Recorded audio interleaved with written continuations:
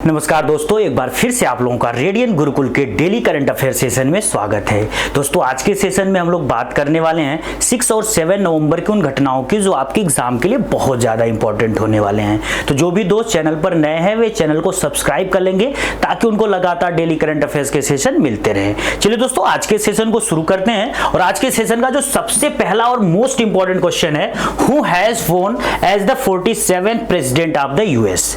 तो देखिए, लगातार सोशल मीडिया पर एक ही न्यूज वायरल हो रही है। पूरी दुनिया में जितने भी सोशल मीडिया के प्लेटफॉर्म है, चाहे ट्विटर हो, फेसबुक हो, इंस्टा हो, हर जगह सिर्फ एक ही नाम गूंज रहा है। वो कौन? Donald Trump. तो डोनाल्ड ट्रंप ने अमेरिका के राष्ट्रपति चुनाव में बंपर जीत हासिल की है और वो अमेरिका के अब 47वें राष्ट्रपति बन गए हैं। दोस्तों, जैसा कि आपको पता है कि रिसेंटली अमेरिका के राष्ट्रपति चुनाव कराए गए। अमेरिका में एक ट्रेडिशन होता है दोस्तों, नवंबर महीने के पहले मंगलवार को वो लोग एक इलेक्शन अपना कंडक्ट करते हैं हर 4 साल पे। तो बिल्कुल याद रखिएगा कि राष्ट्रपति के जो चुनाव होते हैं अमेरिका में वो हर 4 साल पर होते हैं और नवंबर महीने के पहले मंगलवार को वोटिंग कराई जाती है। और जब वोटिंग की काउंटिंग कराई जाने लगी तो वहां पे जो उसकी पार्लियामेंट है, व्हाइट हाउस, जिसमें टोटल कितनी सीटें हैं? 540। तो 540 सीटों को वहां पे इलेक्टोरल बोला जाता है। तो लगातार उनकी काउंटिंग चल रही थी और जब मैं ये वीडियो बना रहा था तब तक डोनाल्ड ट्रंप ने 295 सीटें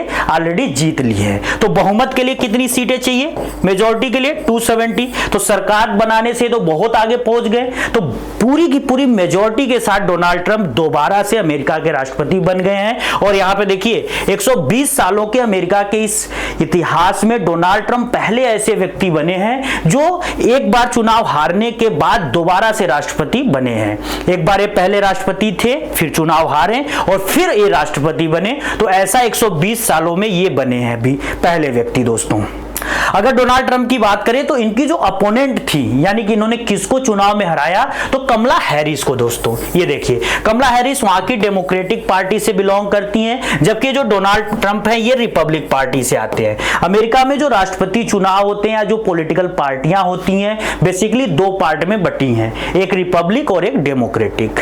एक बार रिपब्लिक के कैंडिडेट जीतते हैं और एक बार डेमोक्रेटिक के। ऐसा ही लगभग सीक्वेंस चलता रहता है, कभी कभी रिपीट भी हो जाते हैं, लेकिन 2 ही बड़ी पार्टियां। और इस समय जो अमेरिका के राष्ट्रपति जो बिडेन थे वो डेमोक्रेटिक थे और कमला हैरिस उन्हीं की सरकार में वाइस प्रेसिडेंट पे थी।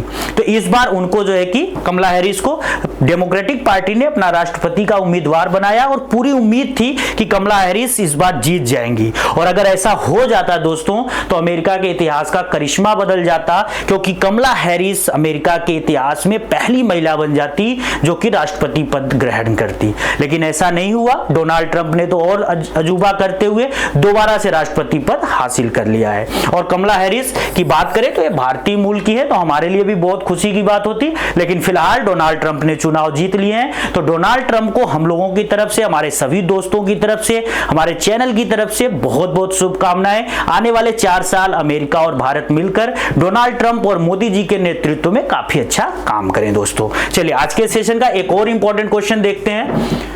When will 208 films be screened at the 18th edition of the film market at IFFI Goa to be held this year? तो देखिए, जैसा कि आपको पता है, गोवा में इस साल international film festival of India host किया जाएगा। कब से कब किया जाएगा तो डेट बिल्कुल नोट कर लीजिए, 20 से लेकर 28 नवंबर के बीच। और इसी बीच क्या होगा कि इसी जो फिल्म फेस्टिवल चलेगा उसी के दौरान एक और वहां पे छोटा सा इवेंट कराया जाएगा जिसका नाम होगा फिल्म मार्केट। और ये फिल्म मार्केट का 18th एडिशन होगा। तो इसमें कुल 208 फिल्में प्रदर्शित की जाएंगी, ये भी डिक्लेयर कर दिया गया है। तो ये कब से कब तक होगा तो ये डेट बिल्कुल याद रखना है, 20 से लेकर 24 नवंबर के बीच। ये देखिए, यहाँ पर जो international film festival of India है उन्होंने लोगो जारी कर दिया है फिल्म बाजार का 18th एडिशन का, कि हम 20 से 24 नवंबर के बीच कुल 208 फिल्में प्रदर्शित करेंगे, जिसमें 145 बड़ी फिल्में होंगी, जो 23 होंगी वो मिड लेंथ की होगी और 30 जो है कि शॉर्ट फिल्म्स होगी। और ये पूरा का पूरा जो इवेंट होगा international film festival of India के दौरान ही होगा। और ये जो international film festival of India है ये जो इस बार का एडिशन है 55th एडिशन है। और कब से कब आयोजित होगा गोवा में तो बिल्कुल याद रखिएगा, 20 से लेकर 28 नवंबर के बीच। इसके बाद दोस्तों आज के कुछ सेशन का एक और इंपॉर्टेंट क्वेश्चन देखते हैं। Which scheme has been launch to provide financial assistance to meritorious students. तो भारत में जो मेधावी छात्र हैं लेकिन आर्थिक रूप से कमजोर हैं, वो पढ़ाई उनकी रुक जाती है या किसी कारण से वो आगे नहीं पढ़ पाते, तो उन सभी स्टूडेंट्स को वित्तीय सहायता देने के लिए भारत सरकार ने एक धमाकेदार योजना स्टार्ट कर दी है दोस्तों। उस योजना का नाम बिल्कुल याद रखिएगा, पीएम विद्या लक्ष्मी। ये देखिए 6 नवंबर को प्रधानमंत्री मोदी के नेतृत्व वाली जो यूनियन कैबिनेट है उन्होंने इस योजना को अप्रूवल दिया यानी कि लॉन्च किया। और इस योजना की जो सबसे खास बात है, जो मैं बार बार कह रहा हूं कि यहां पे गरीब बच्चों को टारगेट किया गया है जो किसी कारण से, आर्थिक कारण से या और भी किसी कारण से आगे अपनी पढ़ाई जारी नहीं रख पाते हैं दोस्तों, तो उनको यहां पे सरकार फाइनेंशियल असिस्ट करेगी। इस पूरे स्कीम को 3600 करोड़ रुपए के बजट के साथ स्टार्ट किया गया है और इस स्कीम का जो ड्यूरेशन होगा 2024-25 यानी इस फाइनेंशियल ईयर से लेकर 2030-31 के फाइनेंशियल ईयर तक। और इसमें जिन बच्चों को लाभ मिलेगा उनका जो एडमिशन होगा इंडिया का जो टॉप 860 इंस्टीट्यूशंस हैं एजुकेशन से रिलेटेड, वहां पर उनको एडमिशन दिया जाएगा, उनकी पढ़ाई हायर एजुकेशन के लिए वहां पे जारी रखी जाएगी दोस्तों। अगर हम यहाँ पे बात करें कि कितने लाख रुपए पारिवारिक इनकम वाले बच्चे यहाँ पे आ सकते हैं, तो जिन परिवारों की जो अधिकतम आय है 8 लाख रुपए पर ईयर या पर एनम कह सकते हो, तो 8 लाख रुपए जो भी परिवार हर वर्ष कमा ले रहे हैं उससे कम में है, उन्हीं को यहां पर स्कीम का लाभ दिया जाएगा। तो ये भी बहुत इंपॉर्टेंट चीज है। और यहां पे टोटल 22 लाख स्टूडेंट हर साल, ये सरकार का टारगेट है कि हम लगभग 22 लाख स्टूडेंट को यहां पे हर साल फायदा पहुंचाएंगे। और यहां पे एक बच्चे को जो लोन दिया जाएगा या फिर कह सकते हो कि जो फाइनेंशियल असिस्टेंस होगा वो 10 लाख रुपए तक होगा और उस पे जो रेट ऑफ इंटरेस्ट होगा वो लगभग 3% का होगा, तो काफी कम रेट ऑफ इंटरेस्ट है। तो ये बहुत बड़ी स्कीम है मोदी सरकार के द्वारा, बिल्कुल इसको अच्छे से पढ़ लीजिएगा। इसका मेन आपको याद रखना है लॉन्चिंग डेट यानी कि 6 नवंबर, और इसमें कब से कब योजना जाएगी, इसमें जो स्टूडेंट शामिल हो रहे हैं उनकी क्राइटेरिया क्या है, कितने लाख स्टूडेंट हर साल यहाँ पे लाभान्वित होंगे, सरकार का इस योजना के लिए बजट क्या है और सरकार का पूरा ड्यूरेशन क्या है इस स्कीम के लिए। तो यहां से आपके एग्जाम में लगातार क्वेश्चन बन सकते हैं दोस्तों। चलिए आज के सेशन का एक और इंपॉर्टेंट क्वेश्चन देखते हैं। National cancer awareness day is celebrated on.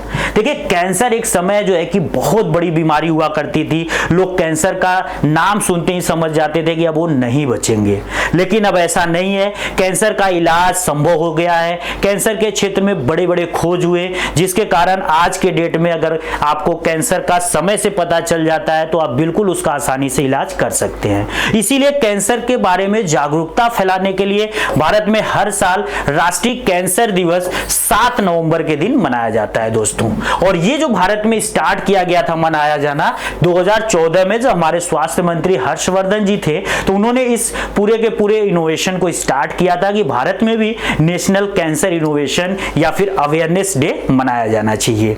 अगर हम बात करें कि ये जो 7 नवंबर होता है तो ये दोस्तों मैच भी करता है जो मैरी क्यूरी हैं उनसे।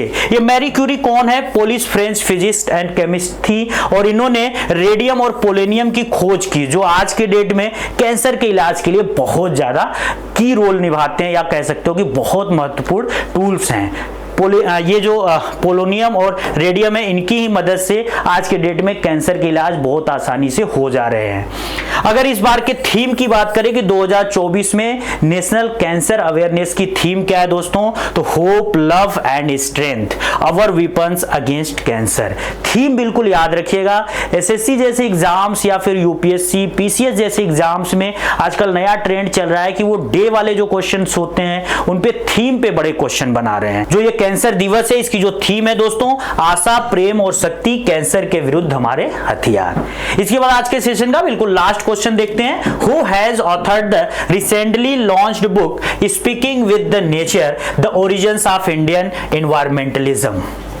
बड़ी फेमस किताब है दोस्तों और इस किताब को किसने लिखा है बिल्कुल याद रखिएगा। हमारे देश के बड़े रामचंद्र गुहा, बड़े इतिहासकार रामचंद्र गुहा जी ने। ये देखिए रामचंद्र गुहा हैं और इन्होंने ऐसा नहीं कि ये पहली किताब लिखी, इसके पहले भी इनकी बड़ी फेमस बुक आई हैं, जैसे the unquiet woods, India after Gandhi, Gandhi before India, बड़ी फेमस किताबें इनकी हुई हैं। और रामचंद्र गुहा को तो हर एक बच्चा जानता है जो तैयारी करता है, जो पढ़ता है, तो ये बड़े इतिहासकार हैं। और इन्होंने एनवायरमेंट के क्षेत्र में भी अपनी पहली किताब लिख डाली है, जहां पर कि भारत के जो बड़े बड़े उस समय के राजनेता हुआ करते थे, गांधी या फिर और भी जो लोग थे, विनोबा भावे हो गए, टैगोर हो गए, उनका एनवायरमेंट के प्रति क्या सोच था, वो पर्यावरण को लेकर क्या सोचते थे, उन्हीं सबकी आइडियोलॉजी को इस बुक में दिखाया गया है। तो एक तरीके की इंडिया की पहली ऐसी किताब बनने जा रही है जो हिस्ट्री और एनवायरमेंट को कनेक्ट करेगी। जो हमारे बड़े बड़े लीडर थे, दिग्गज लीडर, वो एनवायरमेंट के बारे में आज से 50 साल 100 साल पहले क्या सोचते थे, वो आइडियोलॉजी हमको इस बुक के माध्यम से पढ़ने को मिलेगी। दोस्तों आज के सेशन में बस इतना ही। दोस्तों आज के सेशन की पूरी पीडीएफ आपको दोस्तों रेडियन गुरुकुल के टेलीग्राम चैनल से मिल जाएगी, जाकर वहां से डाउनलोड कर लीजिएगा। अपने डेली करंट अफेयर्स अपडेशन के लिए हमारे रेडियन गुरुकुल के यूट्यूब चैनल के साथ जुड़ जाइए। चैनल पर नए हैं तो चैनल को सब्सक्राइब कर लीजिए और लगातार जो है कि सेशन के साथ जुड़े रहिए। दोस्तों जय हिंद दोस्तों।